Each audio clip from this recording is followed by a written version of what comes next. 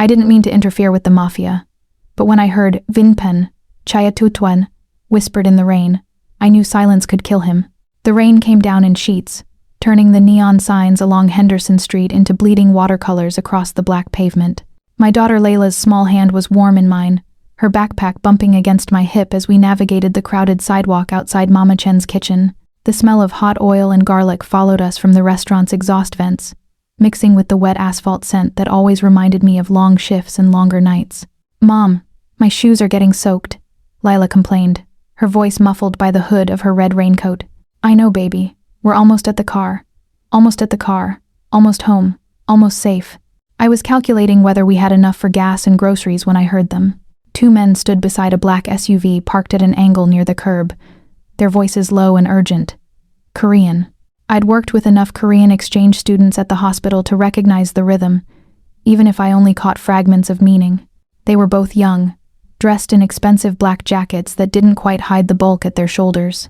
I should have kept walking, but then one of them said it, clear as a gunshot in my memory even through the rain. "Poktan, 차에 넣었어." Bomb. Put it in the car. My body went cold. The words looped in my head, sharpening into certainty. I'd learned just enough Korean working night shifts. Medical terms, yes, but also the basics when patients' families whispered in waiting rooms. Bomb. Car. Put it in. My eyes snapped to where they were looking. Across the street, a silver sedan gleamed under the amber streetlight. Expensive, sleek, guarded by 3 men in tailored suits who stood too still, too alert.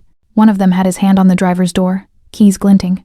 And in the center of that protective circle stood a man I recognized from news clippings, whispered conversations, the kind of warnings people gave without naming names. Elias Vasaro, tall, controlled, a face carved from expensive marble, sharp jawline, dark eyes that seemed to measure everything and give away nothing. His suit probably cost more than 3 months of my rent. He moved like water, fluid, and inevitable. And even from across the rain-slicked street, I could feel the gravity he exerted. People stepped aside without realizing why. The city's quiet storm. The man restaurant owners paid not to notice them. The name that made even cops look the other way. I should have kept walking. Instead, I thought of the families I'd seen in the ER. The ones who came in after accidents that were never accidents. I thought of the woman last month whose son had been in the wrong place. I thought of Layla's hand in mine, and how easily a little girl could become collateral damage in someone else's war. One of the guards reached for his keys. "Wait here," I told Lila, pressing her behind a parked truck, my hands shaking as I shoved my purse at her. "Don't move. I mean it." "Mom." I was already running. "Wait." My voice cracked through the rain. Too loud, too desperate. "Don't open that door." Everything stopped.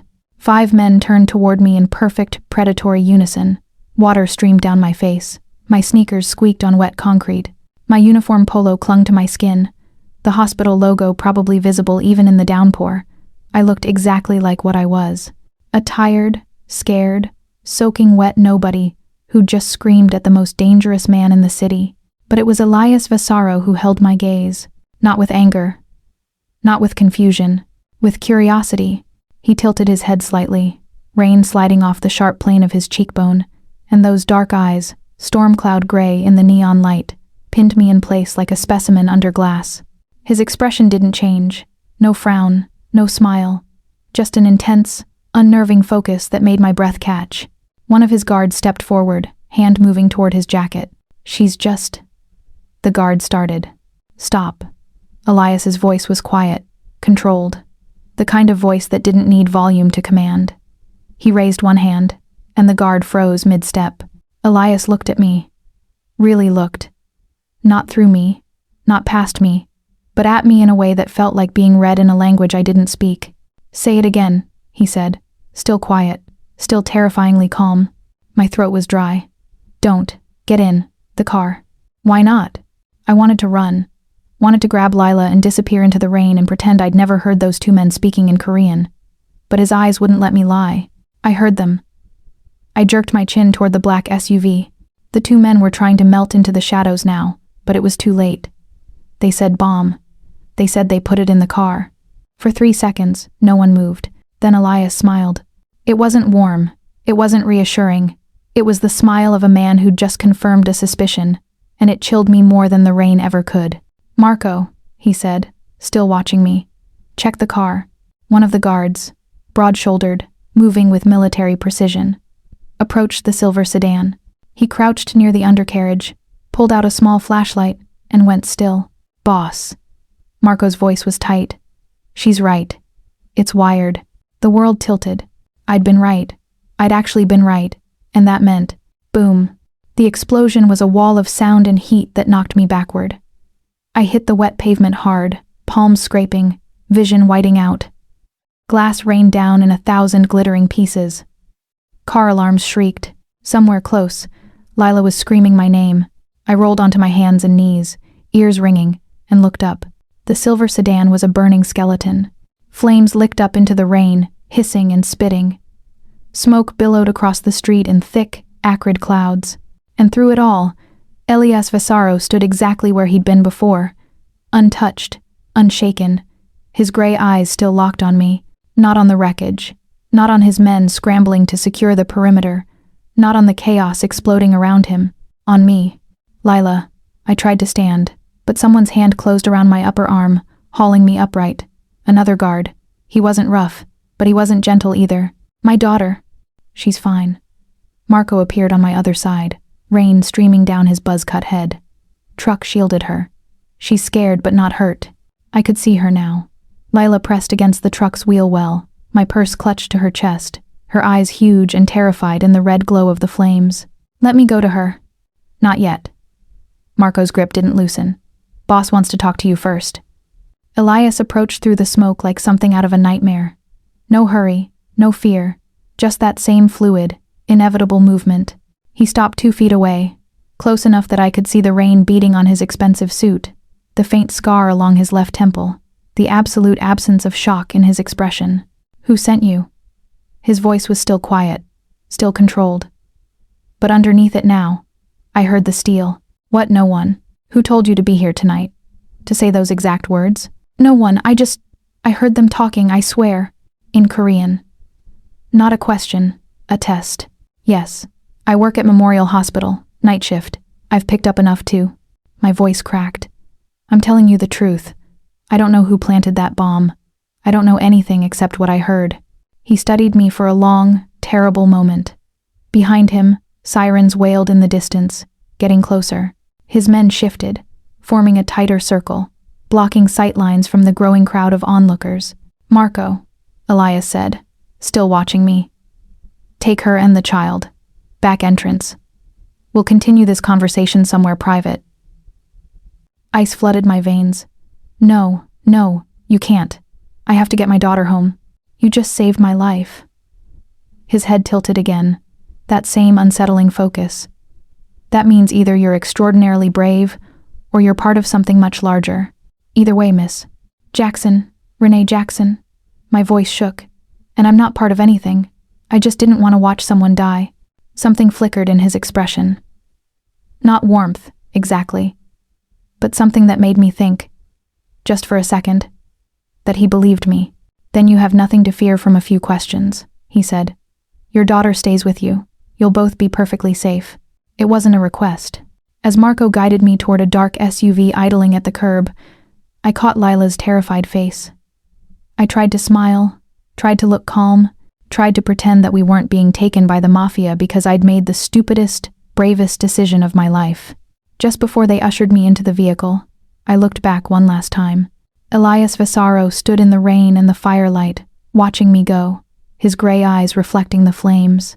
And I knew, with absolute, bone-deep certainty, that shouting across that street had changed everything. The private room at the back of Luciano's smelled like leather and old cigars. Elias preferred it that way. Familiar, controlled, insulated from the chaos still unfolding 3 blocks away. Through the tinted windows, he could see the red and blue pulse of emergency vehicles painting the rain-soaked street. But the sirens were muted here, reduced to a distant hum beneath the building's soundproofing. Renee Jackson sat across from him, her daughter tucked against her side like a shield. The girl, Lila, he'd heard her called, and had finally stopped crying, but her eyes were still red-rimmed and huge, tracking every movement in the room with the hypervigilance of prey. The mother was different. Renee's hands trembled where they gripped her daughter's shoulders, but her jaw was set, her gaze direct. Defiant, even. Water still dripped from her hair onto the expensive carpet, and her hospital polo clung to her frame in a way that emphasized exactly how small she was, how ordinary, and yet she'd run toward a bomb. "We have a problem," Marco said, closing the door behind him with a soft click. His voice was low, controlled, but Elias heard the edge beneath it. Marco had been with him for 8 years, long enough to recognize when his head of security wanted blood. "Explain." Elias didn't look away from Renee. She flinched slightly at the word but held his gaze. She knew exactly where to look, exactly what to say. Marco moved to stand between Elias and the women, his bulk deliberately imposing. "The Koreans have been probing our routes for weeks. Haedong group's been quiet but not gone. This." He gestured toward Renee. "This is too convenient." "I didn't." Renee started, but Marco cut her off. "You speak Korean. You show up at the exact moment, the exact location. You scream a warning 15 seconds before my guy would have found it anyway." Marco's hand rested on his belt, close to the weapon Elias knew was holstered there. "Boss, let me handle this." Quietly. The girl never saw our faces clearly in the rain. Elias felt something cold slide through his chest. Not anger. He'd learned long ago that anger made you sloppy. But something darker, more fundamental. His sister's face flashed behind his eyes. Elena, 12 years old, her hand waving from the back window of their father's sedan. The fireball that had consumed her 3 seconds later. No innocence. The rule he'd built his empire on. The line he'd drawn in blood and kept sacred even when it cost him territory. Respect. Leverage. "Bring the interpreter," Elias said quietly. Marco's jaw tightened. "Boss. Now." The silence that followed was sharp enough to cut. Renee's arms tightened around her daughter, and Elias saw the girl bury her face against her mother's shoulder. Protective instinct, raw and unthinking. The same instinct that had sent Renee running into the street. Marco left without another word. Elias leaned back in his chair, fingers finding the platinum cufflinks at his wrists, a tell he'd never quite managed to eliminate. "Tell me again what you heard." "Exactly." Renee's throat bobbed as she swallowed. "Poktan, chayanosa." Her pronunciation was clumsy, American flat, but clear enough. "Bomb. Put it in the car. That's all I caught before I..." She broke off, shaking her head. "I work night shifts at Memorial Hospital. We get Korean patients. I've picked up some medical terms, some basics. Enough to know when someone's talking about something that might kill people." "Convenient," Elias said, echoing Marco's word deliberately. He watched her reaction. Her eyes flashed. "You think I wanted this? You think I wanted to get involved with?" She glanced at Lila, swallowed the rest of the sentence. "I just didn't want to watch someone die. That's it. That's the whole story." The door opened. Marco returned with a thin man in wire-rimmed glasses. David Kim, the interpreter Elias kept on retainer for exactly these situations. David's expression was carefully neutral, but his eyes widened slightly when he saw the woman and child. "David," Elias said, "this woman claims she overheard 2 Korean speakers near the explosion site. I need you to confirm her story." What followed was 15 minutes of careful, methodical questioning. David asked Renee to repeat what she'd heard, then asked her to describe the speakers, their positions, their body language. He asked about inflection, about context, about why she'd interpreted the words the way she had. Through it all, Elias watched Renee's hands. They were work rough, nails trimmed short and practical, no jewelry except a thin silver band on her right hand. Not a wedding ring, he noted. Her fingers trembled, but they never stopped moving, stroking her daughter's hair, adjusting the girl's hood, maintaining that constant physical contact that spoke of bone-deep protectiveness. Finally, David turned to him. "Her story checks out. The phrasing is exactly what someone would say if they were confirming a device placement. And her pronunciation," he shook his head. "It's terrible, honestly. No one trying to fabricate a story would mangle the vowels that badly." She heard it, didn't fully understand it, but knew enough to recognize the danger. The cold thing in Elias's chest eased slightly. Marco made a disgusted sound. "So we just let her walk? She's still a witness, still a liability. She saved my life," Elias said quietly. "Or she was part of an elaborate..." "Look at her." Elias's voice sharpened, just enough. Marco went still. "Look at the child. Look at her hands. This isn't a professional.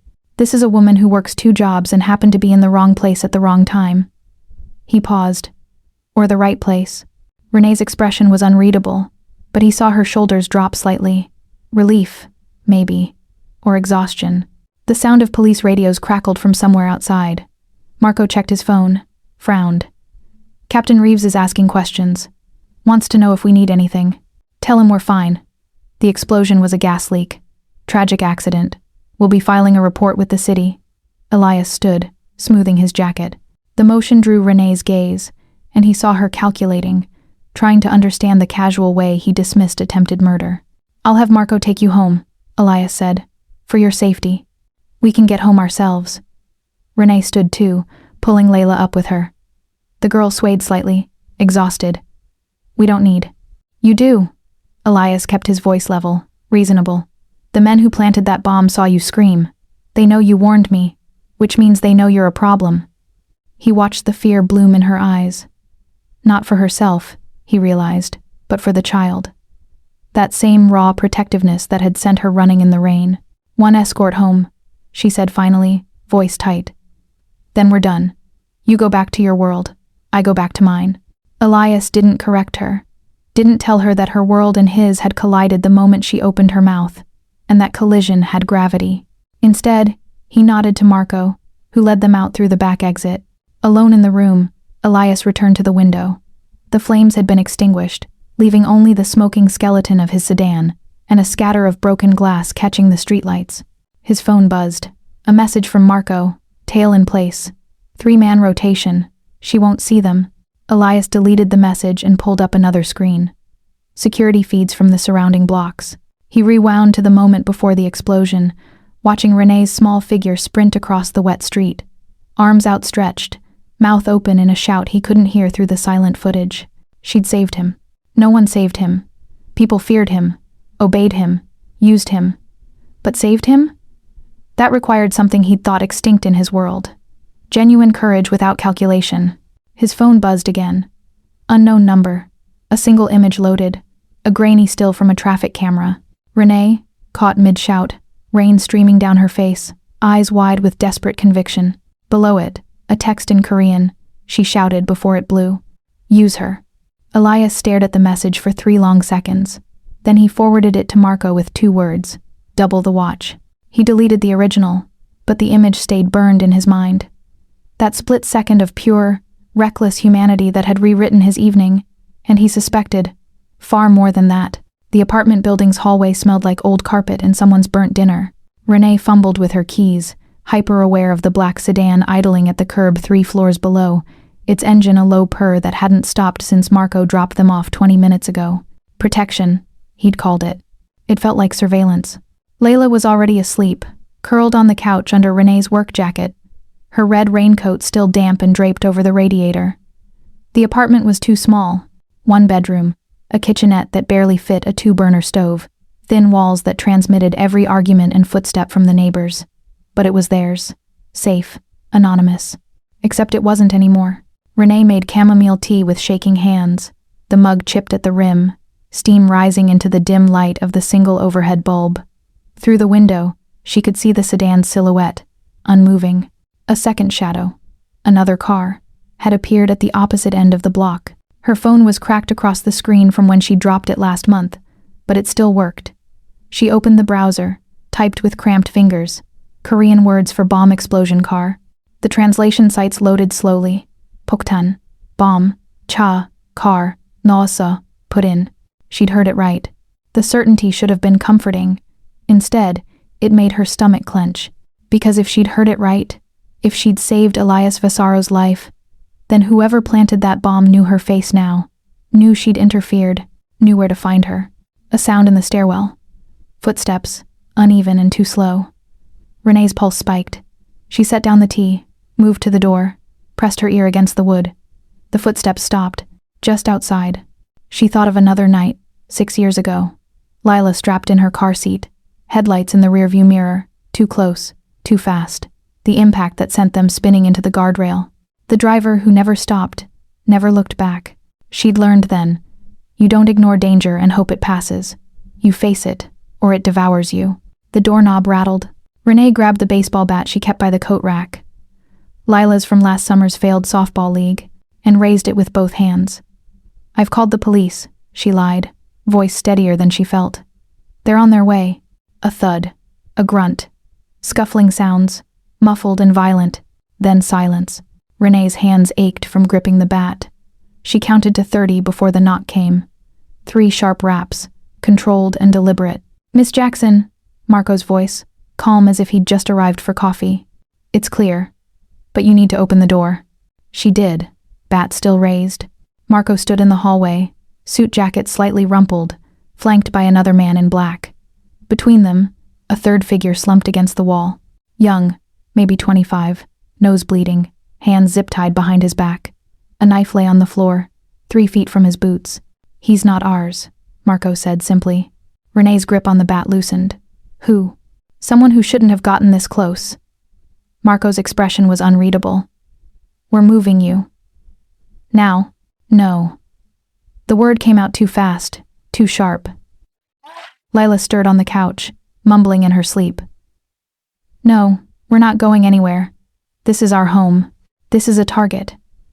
A new voice, colder, quieter.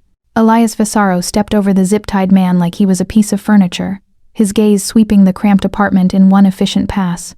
He looked almost surreal here, too polished, too composed, his tailored suit absorbing the dim light like he'd stepped out of a different dimension. His fingers found his cufflinks, adjusted them with a precision that felt compulsive. The motion lasted half a second, but Renee caught it. A crack in the control. "You saved me," Elias said, stopping 3 feet from her threshold. He didn't enter uninvited. The courtesy felt absurd given the circumstances, but she noticed it anyway. "Now you're a target. The men who planted that bomb know you interfered. They sent him." A glance at the bleeding prowler. "They'll send more. They'll send more." "So what?" Renee's voice cracked. "You lock us up somewhere? Keep us prisoner for doing the right thing? I keep you alive." His tone didn't rise, but something beneath it sharpened. "There's a difference. We're not leaving." Renee moved to stand between him and the couch, between this dangerous stranger and her sleeping daughter. "This is all we have. I'm not letting you." "One night." The shift in his voice stopped her. Softer. Not quite pleading, but close enough to surprise them both. "One night in a safe house," Elias continued, his gray eyes holding hers with uncomfortable intensity. "Let me secure your building, trace the leak, confirm the threat level. If it's contained, you come back tomorrow. If it's not..." He didn't finish the sentence. He didn't have to. Renee looked at Lila. Small, vulnerable, dreaming of homework and soccer games and a normal life that was evaporating by the second. "One night," she said finally. "Then we're done." Elias nodded once. "Pack light. Marco will carry the girl." As Renee moved to wake Lila, she heard the faint crinkle of paper. A folded note lay on the floor just inside the door, white against the faded wood. She must have missed it when Marco knocked. She picked it up with numb fingers, unfolded it. Block letters, black ink. "He can't save you twice." Her hands started shaking again. This time, they didn't stop. The safe house was nothing like Renee expected. She'd imagined something industrial. Concrete walls, barred windows, the aesthetic of a very expensive prison. Instead, the car pulled up to a brownstone in a quiet neighborhood she didn't recognize, tree-lined and lit by antique street lamps that cast warm pools on the sidewalk. The house itself was 3 stories of red brick and ivy, with wrought iron fencing and window boxes that probably held flowers in spring. It looked like a home. Inside, the illusion persisted for exactly 30 seconds. Then Renee noticed the cameras tucked into crown molding, the reinforced door frames, the way every window had security film that caught the light at odd angles. Tasteful, expensive, locked down. "Second floor," Marco said, leading them up a staircase with a runner so plush Renee's worn sneakers left no sound. 2 bedrooms, shared bath. Kitchen access is fine, but the phone only makes internal calls. Boss's orders. Lila was awake now, groggy and confused, clutching her backpack like a life raft. "Mom, where are we?" "Somewhere safe, baby." Renee hoped it was true. Just for tonight. The bedroom was perfect in a way that made her uncomfortable. Clean white linens, blackout curtains, a bookshelf stocked with novels she'd never have time to read. The adjoining room for Lila had a twin bed with a stuffed bear already perched on the pillow, as if someone had known a child was coming. After Marco left, Renee sat on the edge of Lila's bed, smoothing her daughter's braids with hands that still trembled slightly. "I'm going to get us out of here by the weekend," Renee whispered. "I promise." Layla looked up at her with those two old eyes. "Is it because of the explosion?" "Yeah, baby, but it's going to be okay." "The man downstairs, Mr. Vasaro, he's the one you saved, right?" Renee nodded. "He seems sad," Lila said simply, and rolled over to face the wall. Dinner happened an hour later, after Renee had showered with hotel-sized bottles of expensive shampoo and changed into clean clothes someone had left folded on the bed, her size exactly, which was either thoughtful or deeply unsettling. The dining room was smaller than she expected, intimate even, with a table set for 3. Elias was already there, jacket removed, sleeves rolled to his elbows. The casualness looked wrong on him, like a photograph slightly out of focus. "Your daughter?" he asked as Renee entered. "Asleep. It's been a long night." He nodded, gestured to a chair. The meal was simple: roasted chicken, vegetables, bread that was still warm. Someone had cooked this recently, in this house. Not takeout, not catered. The domesticity of it made her chest tight. They ate in silence for a few minutes. Then Elias set down his fork, his gaze direct but not aggressive. "How old is she?" "Lila, 7. "Her school?" "Westfield Elementary. She's in 2nd grade." Renee paused. "Why?" "I'm calculating risk," he said simply. "Daily routines, exposure points, ways to keep her safe if this escalates." "It won't escalate." The words sounded hollow even to her. "You said one night." "I said we'd reassess." His fingers found his cufflinks again. "Right one, then left." That same compulsive adjustment. "The prowler in your stairwell wasn't random. He had your apartment number written on his palm. Someone gave him specific instructions." Renee's appetite vanished. She pushed her plate away. "So what do you want from us?" "Nothing." He said it so quietly she almost missed it. "You don't owe me anything. I owe you." Before she could respond, the door creaked. Layla stood in the doorway, the stuffed bear tucked under one arm, her eyes puffy with interrupted sleep. "I heard voices," she said uncertainly. Elias stood immediately, the motion fluid and non-threatening. "I'm sorry we woke you. Are you hungry?" Layla shook her head, but her gaze caught on the bookshelf in the corner. 2 children's books, sitting on top of the adult fiction, spines bright and new. "Those are for you," Elias said. "If you'd like them." Lila looked at her mother for permission. Renee nodded, too surprised to speak. Her daughter crossed to the shelf, picked up the books, The Wild Robot and Matilda, and held them like treasures. "Thank you, Mr. Vasaro." "Elias," he said. Something in his expression had softened, just slightly, the sharp edges blurred. "You can call me Elias." Lila tilted her head, studying him with that unnerving directness children sometimes had. "Do you ever get scared, Elias?" The question hung in the air. Renee held her breath. Elias crouched down, bringing himself to Lila's eye level. His voice, when he spoke, was careful. "Honest. Only when I can't predict a move." "Like chess?" "Exactly like chess." Lila considered this, nodded gravely, and padded back to her room with the books clutched to her chest. When she was gone, Renee found her voice. "You didn't have to do that. I wanted to." He straightened, rolled his sleeves back down with precise motions. Children shouldn't pay for adult mistakes. There was weight beneath the words. History, maybe, or pain. Renee didn't push. The office on the 3rd floor was soundproofed and windowless, lit by a single desk lamp that cast long shadows across maps and ledgers. Elias stood at the desk, rolling up his left sleeve fully now, exposing the scar that ran from wrist to mid-forearm. Thin, white, 12 years old. He'd gotten it digging through wreckage, searching for his sister's body after the car bomb. The glass had cut through his jacket, his skin, down to tendon. He'd barely felt it. The pain had come later, in sterile hospital rooms where his father refused to visit, where guilt metastasized into something harder and colder. No innocence. The rule had been Elena's eulogy, and he'd kept it sacred. Until tonight, it had never been tested like this, by a woman who'd risked everything for a stranger. By a 7-year-old who asked if he got scared. His phone buzzed. Marco's voice, clipped and professional. "Boss, Haidong Group is denying everything. Diplomatic channels, lawyers, the whole performance." But I've got chatter from the docks. Local hire. Not their usual crew. Who? Still tracking. But the Koreans were subcontracted. Someone local wanted it to look foreign. Elias's jaw tightened. Options? Standard play would be to send a message. Public. Permanent. No. The word came out sharper than intended. Non-lethal intel. Trace the money, the contracts, the leaks.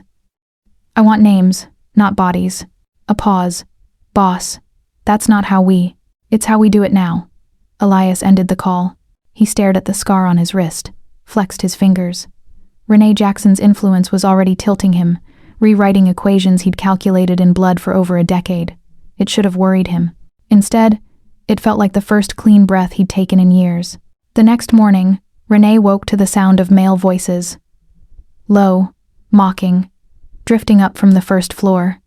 She moved to the landing, staying out of sight. Softened him, one guard was saying. Did you see how he talked to the kid? Next, he'll be reading bedtime stories. The bomb wasn't even meant for him. A different voice, younger, sneering. You heard Marco. It was a warning shot. They wanted to scare him, not kill him. But now he's got civilians in the house, acting like... Like what? Marco's voice, cold as a knife. Silence. Get back to your posts. Now. Footsteps scattered. Renee stayed frozen, her pulse hammering in her ears. The bomb wasn't meant for him. The words rewrote everything. Renee caught the younger guard, the sneering one. In the kitchen, an hour later. He was making coffee, casual and unaware, until she stepped into the doorway and closed it behind her. What did you mean? Her voice was low, controlled. When you said the bomb wasn't meant for him, the guard's eyes widened. I didn't. You shouldn't have. Tell me. He shifted, glanced at the closed door like it might save him. Look, lady, you don't want to get involved in. I'm already involved. She took a step closer. Tell me what you meant, or I'll ask Elias himself, loudly, in front of everyone. The threat worked. His shoulders sagged. The Koreans were hired to scare him. That's it. A device big enough to total the car, timed for after he'd gotten clear. A message, not a hit. He swallowed. But then you screamed. You embarrassed his men in public, made them look weak, so the orders changed. The floor tilted beneath her. Changed how? They want you now, to prove he bleeds, to prove he cares about something other than territory and profit. The guard's voice dropped. You're the target, Miss Jackson. You and the kid. He's just collateral. Renee's vision tunneled. She heard herself say thank you from very far away. Heard her footsteps carry her up the stairs, down the hall, to the third-floor office, where Elias sat behind a desk with maps spread like battle plans. She didn't knock, just shoved the door open hard enough to make it bang against the wall. You caged us and painted a target. Her voice shook with rage, fear, something wilder. You brought us here and turned us into bait. Elias stood slowly, his expression unreadable. Renee, don't. She advanced on him, hands clenched. Don't Renee me. That bomb wasn't meant for you. It was a warning. But I interfered, so now they want me. Us. And you didn't tell me. I was protecting you. You were protecting yourself. The words tore out of her. Keeping us close so you could control the damage. So you could. If they touch you, I burn the city. The sentence stopped her. Not because it was loud. It wasn't. Because it was utterly, terrifyingly sincere. Elias's control had cracked.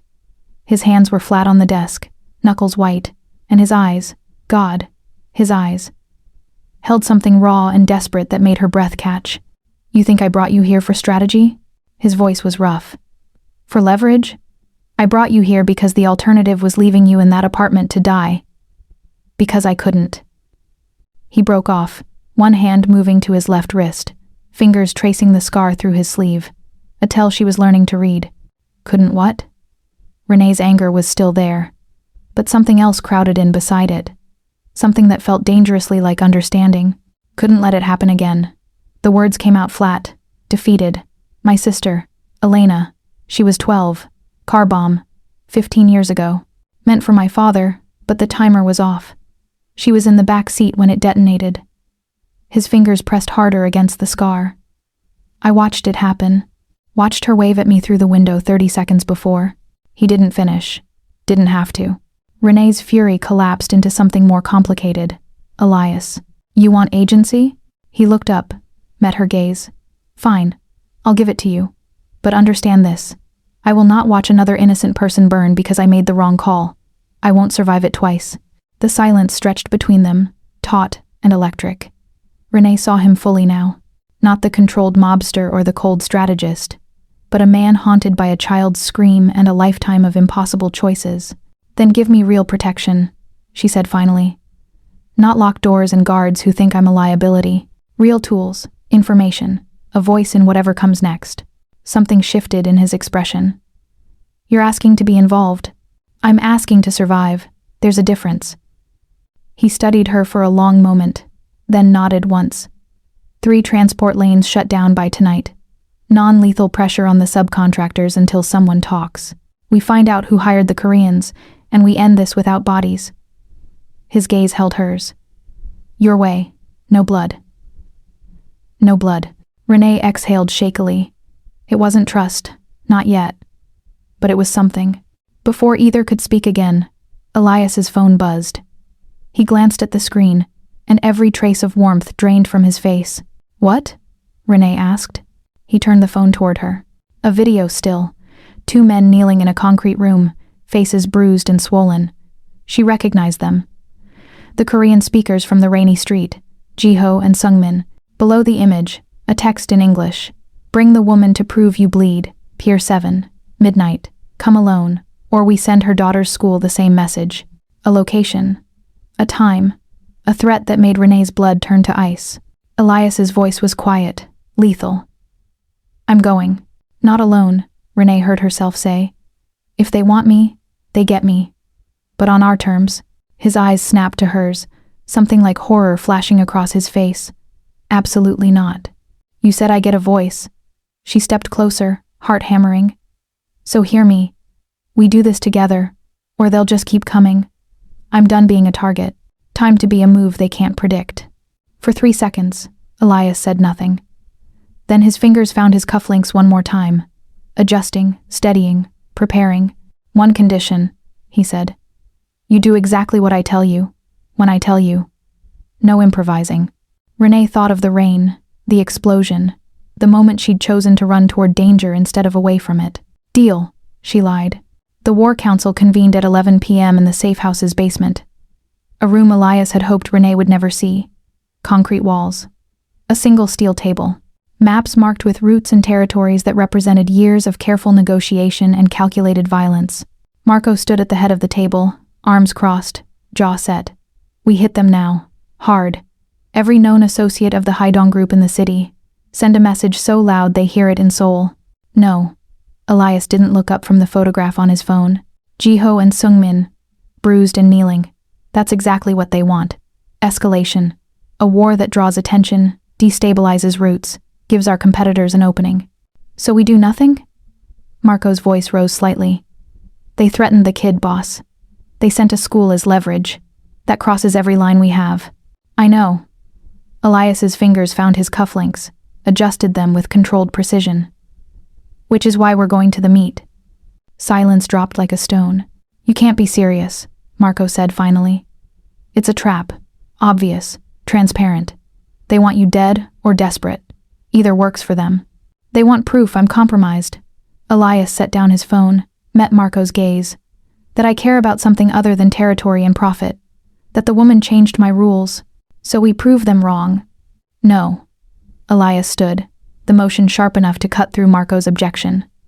We prove them right. The room went still. Renee comes with me, Elias continued, his voice calm but unyielding. Not as bait, as credibility. She's the reason this started. She's the reason they believe I've shifted. If I show up alone, they'll assume I've already killed her to eliminate the weakness. If she's there, he paused, they might actually negotiate. Marco stared at him like he'd suggested walking into the ocean with stones in his pockets. You're risking everything on a civilian who doesn't understand our world. She understands more than you think, Elias's tone sharpened. And she's not a civilian anymore. She stopped being one the moment she saved my life. Boss. Final decision. Elias's voice went quiet, which meant the conversation was over. Prep for Pier 7. Midnight. 3-man shadow team on adjacent rooftops. Renee and I go in alone. Marco's jaw worked, but he nodded. The others filed out, leaving Elias alone with the maps and the weight of what he was about to ask. He found Renee in the library, curled in an armchair with a cup of tea gone cold. She looked up when he entered, eyes shadowed but alert. "Can't sleep either?" she asked. "I need to show you something." He held out a small device. Matte black, the size of a car key fob. Panic transponder. Press and hold for 3 seconds, and every man I have descends on your location. It has a 5-mile range. Renee took it carefully, turned it over in her hands. "You're really taking me to this meet?" "Yes." He sat across from her, elbows on his knees, close enough to see the faint tremor in her fingers. "But I need you to understand the rules. When we're inside, you stay on my left. Always my left. Never my right. That's Marco's side if things go wrong. Exits are north and east. The west wall backs onto water. If I say now, you run for the east door. Don't look back. Don't hesitate. And if you say something else, I won't." His gaze held hers. "The only word that matters is now. Everything else is negotiation." She nodded slowly. "What do I say if they ask me questions?" "The truth. Exactly what you heard that night. Nothing more, nothing less." He paused, something vulnerable flickering across his expression. "They'll test you, try to find inconsistencies, pressure points. But if you stay calm and precise, they'll believe you. And if they believe you, we have a chance." "A chance at what?" "Ending this without more bodies." His voice dropped. "Your way. No blood." Renee's hands steadied around the transponder. "I'm scared, Elias." "Good." He leaned forward, close enough that she could see the scar at his temple, the faint lines of exhaustion around his eyes. "Fear keeps you sharp. It's overconfidence that gets you killed." She met his gaze, something fierce and fragile in her expression. "Don't let me be the reason you die tonight. You won't be." He said it with absolute certainty. "You'll be the reason I survive." Pier 7 smelled like salt and rust and old fish. The warehouse squatted at the water's edge, windows dark except for the stuttering glow of fluorescent lights deep inside. Elias felt Renee tense beside him as they approached the rolling door, half open like a mouth waiting to swallow them. "Left side," he murmured. "Stay close." Inside, the space was cavernous and cold. Stacks of wooden crates formed narrow corridors, and the fluorescent lights buzzed overhead, casting everything in sickly green-white. At the center, a clear space had been made, and in it, a man sat in a metal chair like a king on a throne. Chairman Ryu was older than Elias expected, 60s maybe, with silver hair swept back and a face carved by decades of dangerous decisions. He wore a suit that probably cost more than the warehouse, and his hands, scarred knuckles, steady grip, rested on a black walking cane. "Mr. Vasaro." Ryu's English was precise, accented but clear. "You honor us with your presence." "Chairman Ryu." Elias stopped 10 feet away, Renee a half step behind him on his left. "You requested a meeting. I'm here." Ryu's gaze slid to Renee, lingered. "And you brought the woman." "How?" "Sentimental." "I brought proof," Elias corrected, "that your men acted without your knowledge, that this war was manufactured by someone who wanted us both weakened." Ryu's expression didn't change, but something flickered in his eyes. Interest, maybe, or calculation.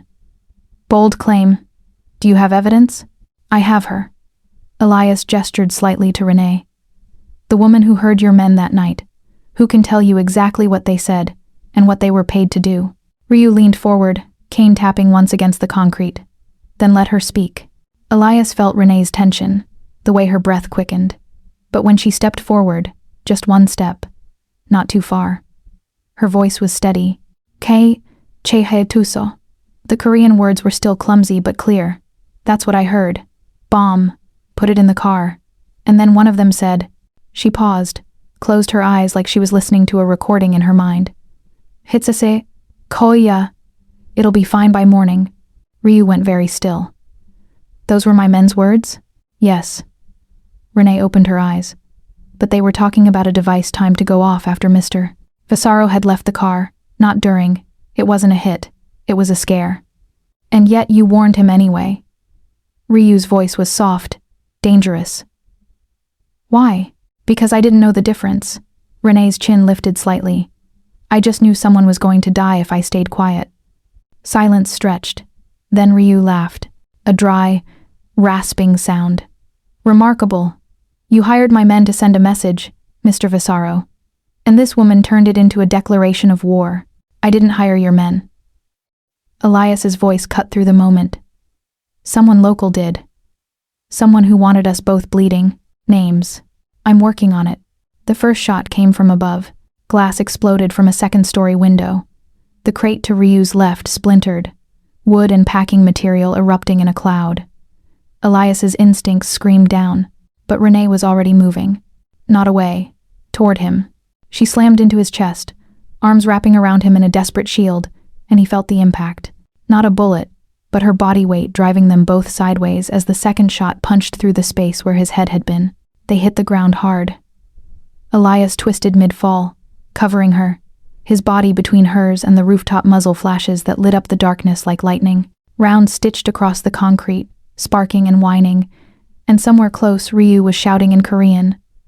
Orders, curses, fury. East exit. Elias dragged Renee toward the narrow corridor between crates. "Move now. Move." But she was already running, her hand locked in his, pulling him with her into the darkness as the warehouse erupted into chaos. The corridor between crates was a maze. Left turn, right turn, stacks towering overhead that offered cover and claustrophobia in equal measure. Elias counted shots in his head, a rhythm he'd learned young and never forgotten. 6 rounds from the first shooter, 8 from the second. Bolt-action rifles, maybe. High-powered, meant to punch through walls and bodies without hesitation. 2 seconds, he said, breath sharp. "When I say move, you move. Don't think. Just go." Renee nodded, her hand still locked in his, slick with sweat or blood. He couldn't tell. Behind them, Marco's voice crackled through the earpiece Elias had tucked in before entering. "Boss, we've got your 6. Shooters on the north roof, taking fire." "Copy," Elias murmured, then louder, to Renee. "Count with me. 1, 2, move." They broke from cover, sprinting across an open gap toward a steel support beam. A round cracked past Renee's shoulder. So close, Elias felt the displacement of air, and then they were behind the beam, pressed together, breathing hard. "You okay?" He scanned her for wounds, hands moving over her shoulders, her arms, checking for blood. "I'm fine. You?" "Fine." A lie. His side ached from where they'd hit the ground, and his left ear was ringing from the close shot. But functional. Alive. A new sound. Footsteps, heavy and fast. Ryu's men falling back, taking defensive positions. And then Marco's voice again. "Third shooter, east roof. He's got a bead on your exit." Elias's jaw tightened. The east door was their only clean route out, if it was covered. "Plan B," he said. "West wall. Water access." "You said west was a dead end." "It is. Unless you can swim." Renee's eyes widened, but she nodded. No argument, no panic. Just trust. They moved again, low and fast, using the crate stacks for cover. Behind them, gunfire intensified. Marco's team engaging the rooftop shooters, buying seconds that felt like hours. Elias's lungs burned, his side ached. But Renee kept pace, her smaller frame an advantage in the tight spaces, her movements sharp and efficient. The west wall loomed ahead, corrugated metal and rust, a service door that probably hadn't been opened in years. Elias hit it shoulder first, the lock giving way with a shriek of metal, and suddenly they were outside. Cold air, the smell of salt and oil, the black expanse of the harbor stretching out below a crumbling dock, and a masked figure, 20 feet away, rifle rising. Elias saw it happen in fractured time, the rifle's muzzle tracking toward Renee, her eyes widening, his body already moving, arm outstretched, shoving her down and back as the shot cracked through the space where she'd been standing. Pain, sharp and hot, lanced across his upper arm. Not deep, a graze, but enough to spin him sideways, off balance. And suddenly Renee was there, hands on his jacket, pulling him toward the dock's edge. "Jump!" she screamed. They went over together.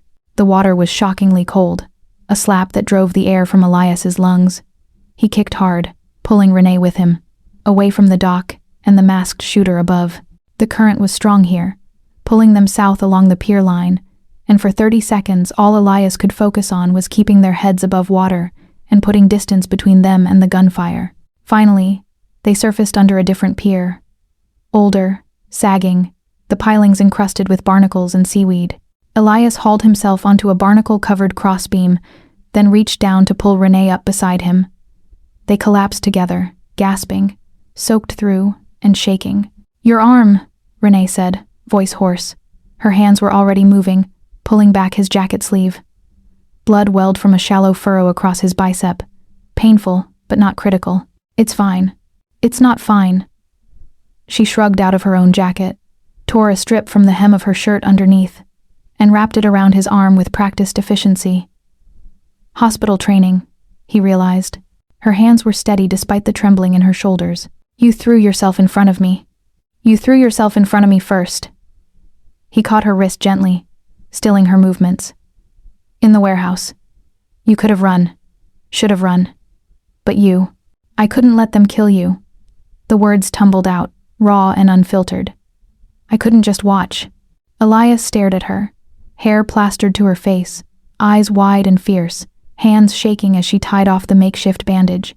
She'd saved him twice now, once in the rain with a shout, once in a warehouse with her own body as a shield. No one had ever done that for him. No one had ever tried. "You saved me twice," he said quietly. Water dripped from his hair, his clothes, mixing with the blood on his arm. "From death. And from what I become when I'm alone." Renee's hand stilled. "What do you become?"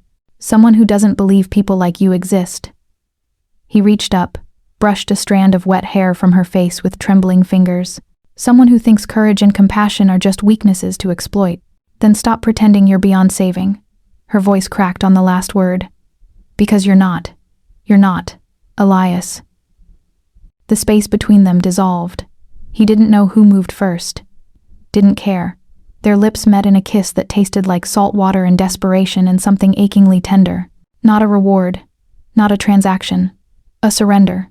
Renee's hands found his face, his jaw, the scar at his temple. His arms wrapped around her, pulling her closer. And for a handful of heartbeats the world narrowed to just this. Her warmth, her breath, the impossible softness of her touch against the hard edges he'd worn for so long. When they finally pulled apart, both breathing hard, Elias rested his forehead against hers. "We should." Footsteps above, fast and purposeful. Elias tensed, but then Marco's voice cut through the darkness. "Boss, you down there?" "Here." Elias helped Renee to her feet, keeping her steady as the adrenaline crash started to hit. "Status?" Marco appeared at the pier's edge, flanked by two others. His expression was grim. Shooters scattered. Ryu's men got one alive. "And boss," he paused, "the rival isn't Haedong." Ryu's men were subcontracted by someone local. "They're talking now." "Who?" "Victor Leone. He's pissed you didn't retaliate after the first bomb. Thinks you've gone soft. Wanted to prove it by forcing you into a war with the Koreans." Elias felt Renee's hand tighten in his. Victor Leone, a mid-tier capo who'd been pushing for expansion into Elias's roots for months. Ambitious, reckless. Exactly the kind of man who'd mistake restraint for weakness. "Where is he?" Elias asked. "We're tracking his locations now. Should have him by dawn." Elias nodded once, then looked at Renee, soaked and shivering and still standing. "Let's finish this." Dawn broke cold and gray over the city, painting the safe house's balcony in shades of silver and ash. Elias stood at the railing, a coffee mug warming his hands, watching the streets wake up below. His arm ached where Renee had bandaged it. The graze would heal clean, no permanent damage. A small price. Behind him, through the glass doors, he could hear Marco's voice on the phone, clipped, professional, coordinating the dismantling of Victor Leone's network. Not with bullets, with precision. Accounts frozen, routes seized, lieutenants flipped with offers of clemency in exchange for testimony. 3 port operations shut down overnight, their illegal manifests exposed to federal authorities who'd been bought off for years. A surgical strike that followed Renee's line. End the threat without creating more bodies. It was working, slowly, methodically, but working. His phone buzzed, a message from an unknown number. A single image. A white envelope on expensive, stationery, the Haedong Group's seal embossed in gold. Chairman Ryu's truce marker. Below it, a text. "Your woman was right. My men were used. The bomb maker has been found. Jiho and Seungmin have been convinced to talk. Consider our business concluded. Ryu. Elias deleted the message, but the weight lifted slightly from his chest. One threat neutralized, one war averted. Boss? Marco stepped onto the balcony, his expression unreadable. Leone's lieutenant just flipped. Gave us everything. Bank accounts, safe houses, the works. We can move on Leone himself within the hour. Coordinate with the feds, Elias said. Let them make the arrest. Public. By the book. I want Leone behind bars, not in the ground. Marco blinked. You sure? He tried to kill you. Twice. I'm sure. Elias met his gaze. Killing him makes him a martyr. Arresting him makes him a cautionary tale. And it keeps our hands clean. Marco studied him for a long moment, then nodded slowly. Renee's influence. Yes. Elias didn't deny it. Couldn't. And it's working. After Marco left, Elias returned inside to find Lila sitting cross-legged on the living room floor, a chessboard spread out in front of her. The same board he'd left in the library 3 days ago. She looked up when he entered, her expression serious. I learned how the knight moves, she announced. It's tricky. It is, Elias agreed, crossing to sit across from her. His body protested, bruised ribs, aching muscles, exhaustion that went bone deep.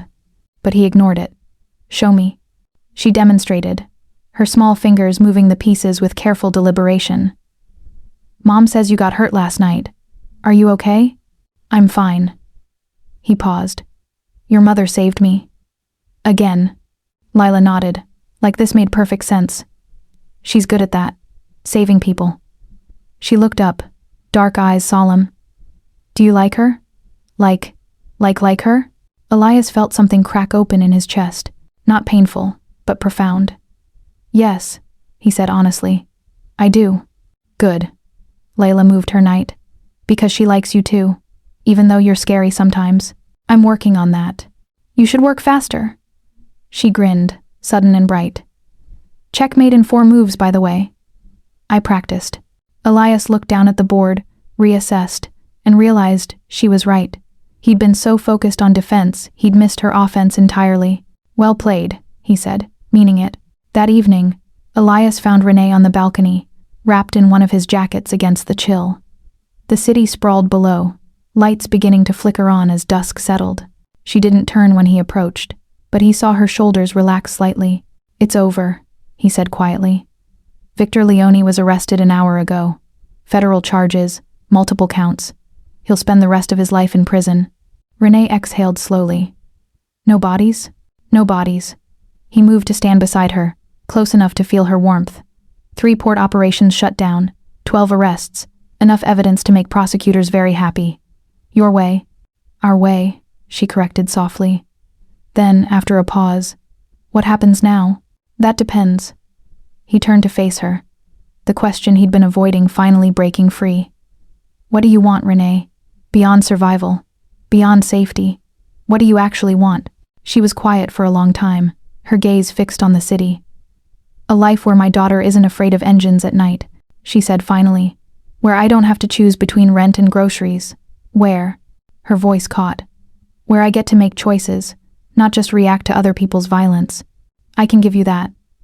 The words came easily, naturally. Protection, financial security, a real home for you and Lila. No strings, no obligations, just choices, not cages. Renee interrupted, turning to meet his gaze. If I stay in your world, Elias, it's as an equal. Not a kept woman, not a liability to protect. A partner. Something fierce and warm flooded through him. I wouldn't want it any other way. Her phone buzzed before she could respond. She pulled it out, frowned, then went very still. What?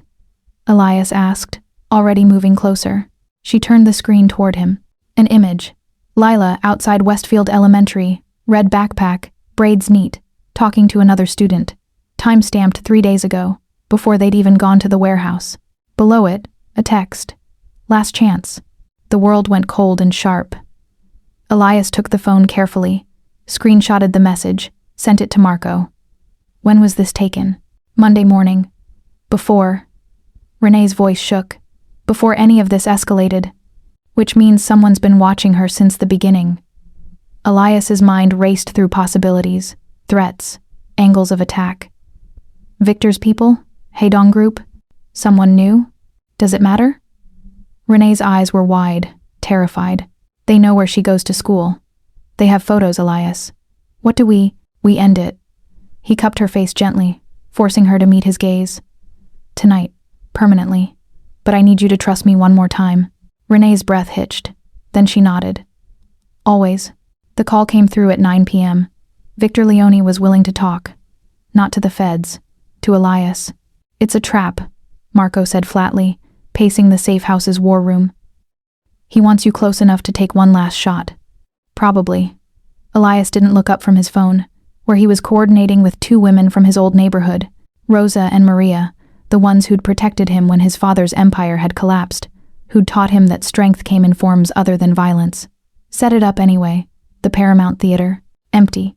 Just him, his lawyer, and us. Boss. I want Renee there. The room went silent. Even Marco, who'd learned to expect the unexpected, stared. She needs to see how this ends, Elias continued, voice calm but unyielding. She needs to know that choosing restraint doesn't mean choosing weakness. Renee stepped into the room then, Lila's hand in hers.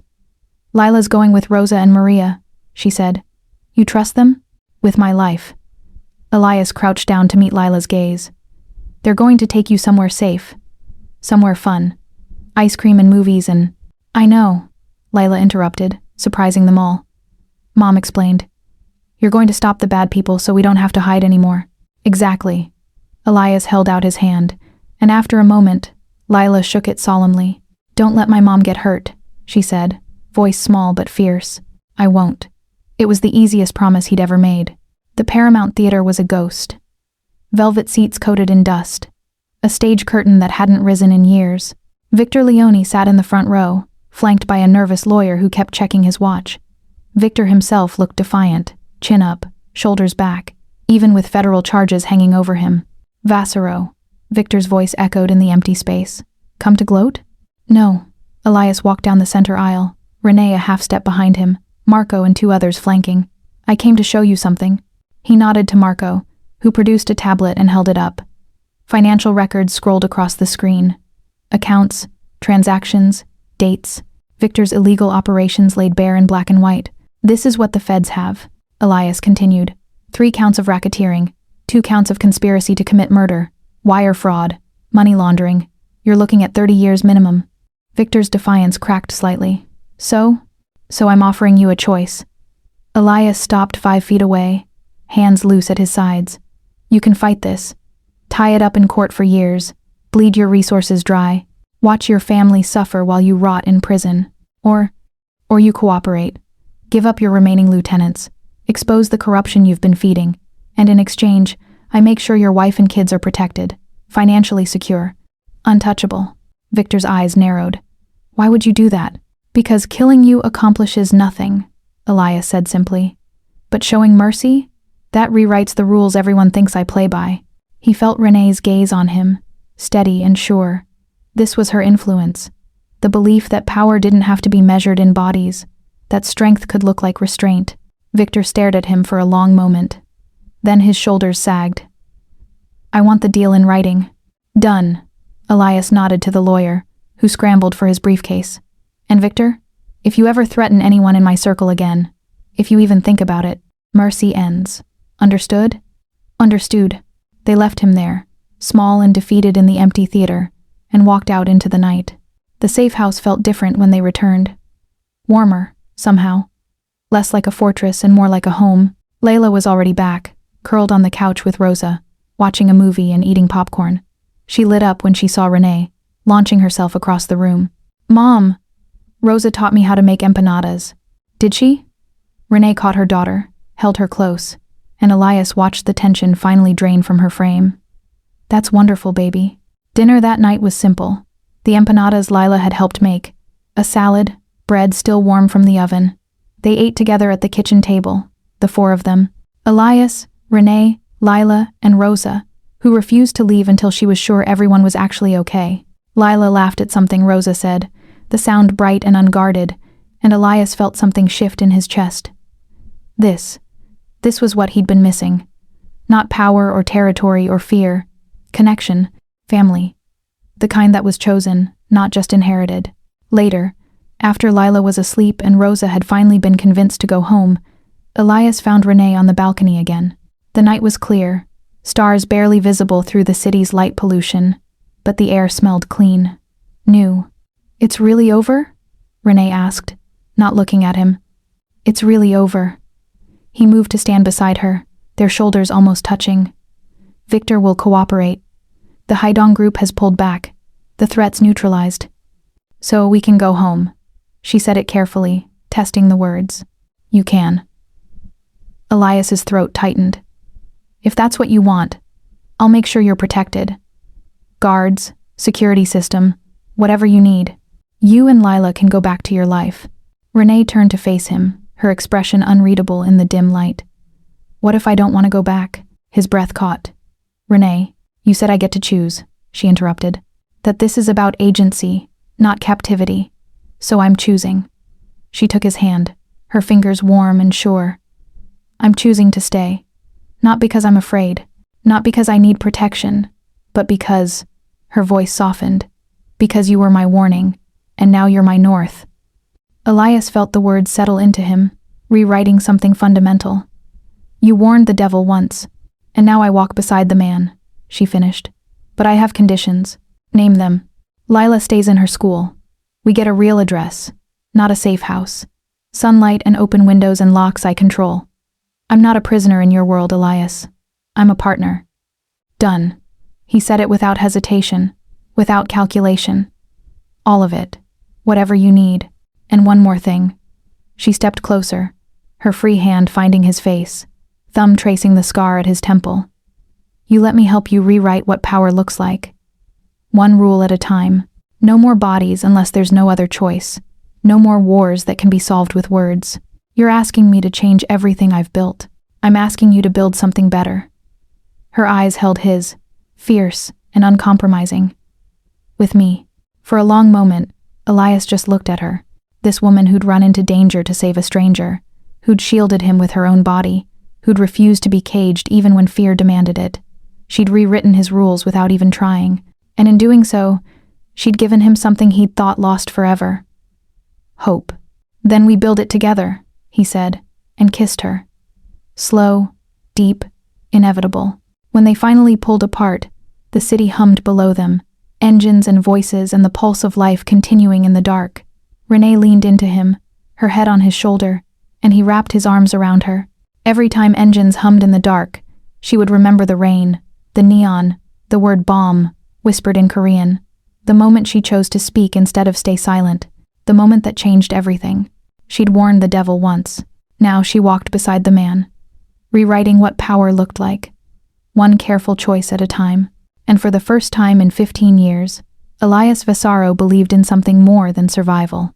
He believed in mercy, in second chances, in the woman who'd saved him twice, once from death and once from himself.